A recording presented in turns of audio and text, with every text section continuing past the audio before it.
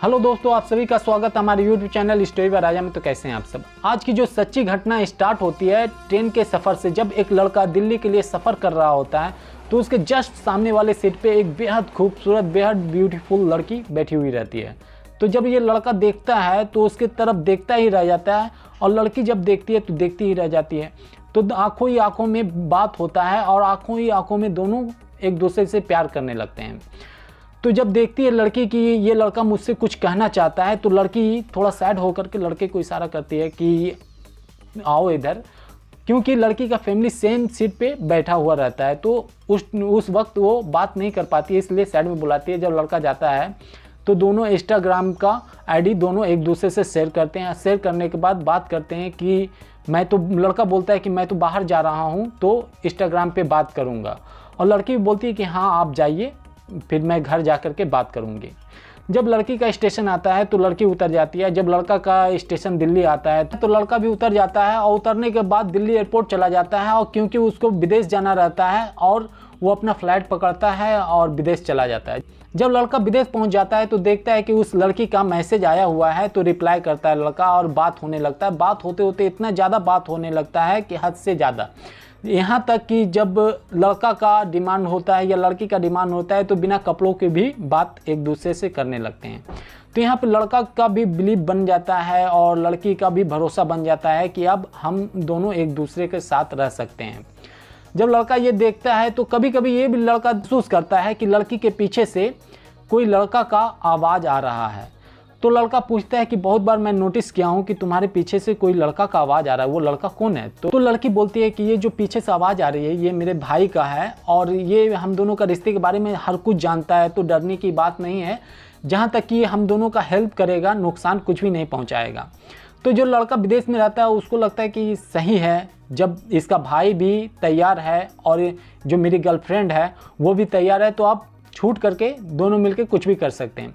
तो इसी तरह बात करते करते 2.5 साल हो जाता है, और जो भी बात करना चाहते हैं बिना कपड़ों की, जिस तरह इस दोनों बात करते हैं, इसी तरह बात करते करते 2 से 2.5 साल हो जाता है। तो लड़की बोलती है कि हम दोनों सिर्फ वीडियो कॉल पे ही बात करेंगे, आमने सामने नहीं मिलेंगे क्या। तो लड़का बोलता है हाँ क्यों नहीं, मिलेंगे, जब तुम बोलो तब मिलेंगे। तो लड़की बोलती है कि हाँ आ जाइए आप।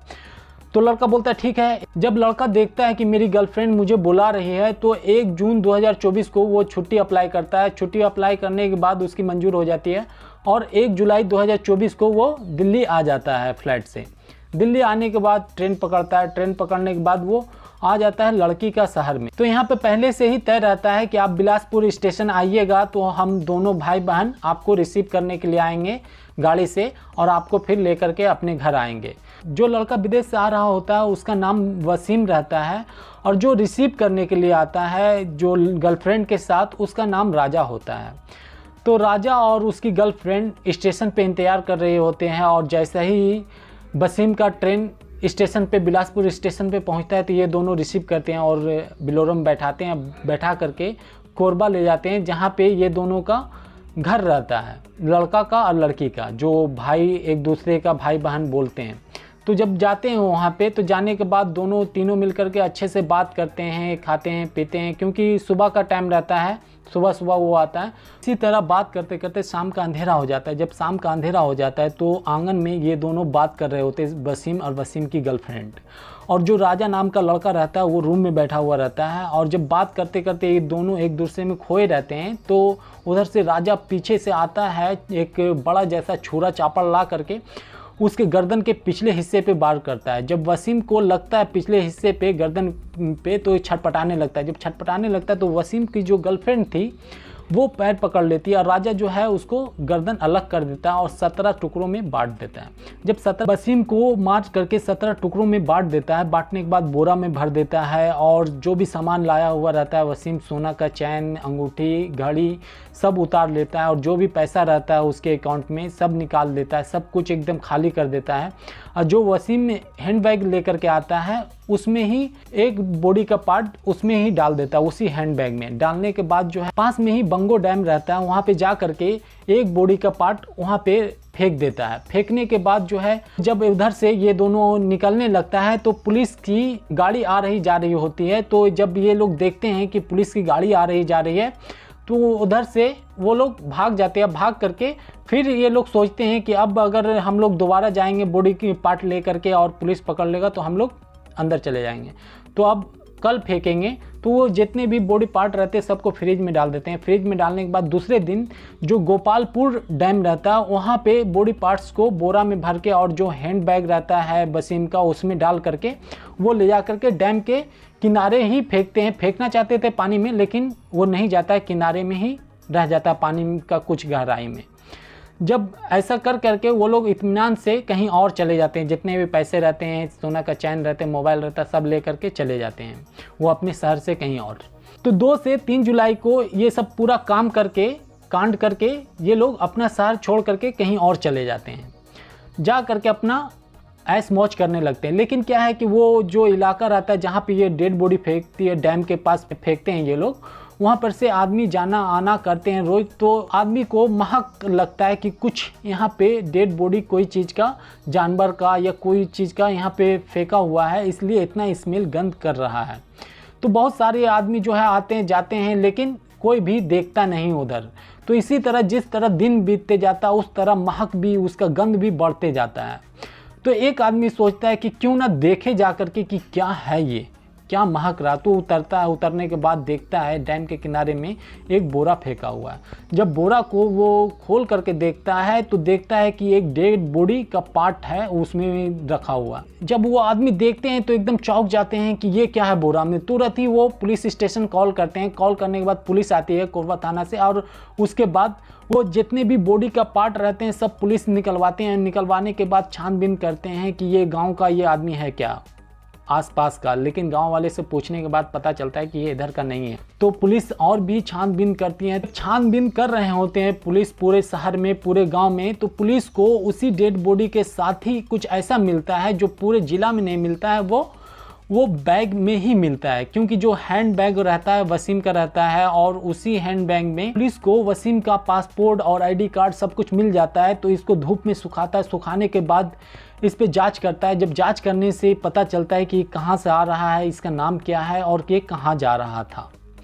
जब ऐसा करने के बाद जो है इसका फ़ोन नंबर भी वसीम का मिल जाता है कि कौन सा नंबर था, इसका कौन सा आईडी था, पूरा जांच होता है। तो उस नंबर से पुलिस ये पता करती है कि इस पर किसका कॉल आया, किसका कॉल गया, कितना बजे आया, पूरा डिटेल्स जब पता करती है। तो जब वसीम का मोबाइल का डिटेल्स मिल जाता है पुलिस को, तो उसका लोकेशन पता करता है, कॉल डिटेल्स पता करता है। तो पता चलता है कि एक नंबर पे बहुत ज़्यादा बात हुआ है, और वो नंबर रहता है उस लड़की का।